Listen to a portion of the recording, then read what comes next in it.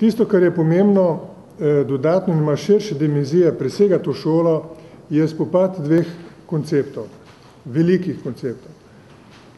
Eden poskuša v šolo pripeljati licenciranje kot način obiranja staršev in šol.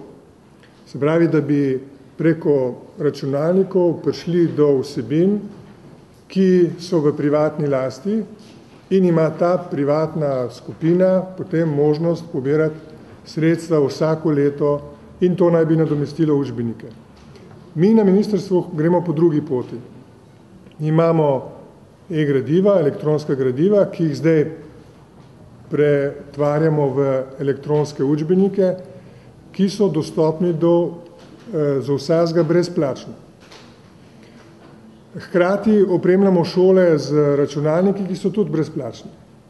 Tu bi rad zdaj komentiral enega od kolegov, ravnateljev, ki ga zelo pogosto pokličete k besedi. Ko je ministrstvo dalo šoli brezplačne računalnike, je za medije razglasil, da je to brez veze, ko pa mu je privatno podjetje prineslo računalnike, potem je to razglasil kot veliko zgodbo.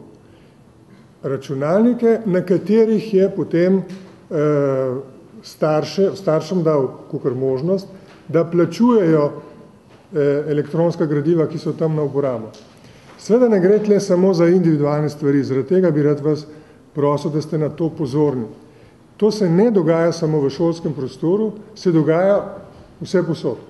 Jaz sem danes bil na otvoritvi enega seminarja, kjer javna agencija za knjigo odpira elektronski portal, na katerem bi vse strokovne revije, ki jih država sofinancira, bile dostopne, se pravi njihova vsebina, bila dostopna celotni javnosti.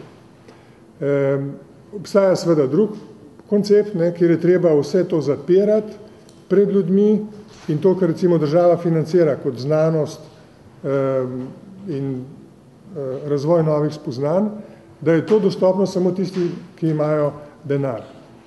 Torej, to se mi zdi pomembno, da se vidi in da tudi širša javnost vidi, da se v šolskem prostoru po zaslugi teh učiteljev dogajajo veliki premiki, ki niso obešani na veliki zvon, niso pa obešani na veliki zvon, zato ker oni od tega nič nimajo. In to ne gre za profit kogarkoli, katerekoli družbe. In to se mi zdi pomembno, veste, ker zdaj v svetu poteka točno ta velika bitka.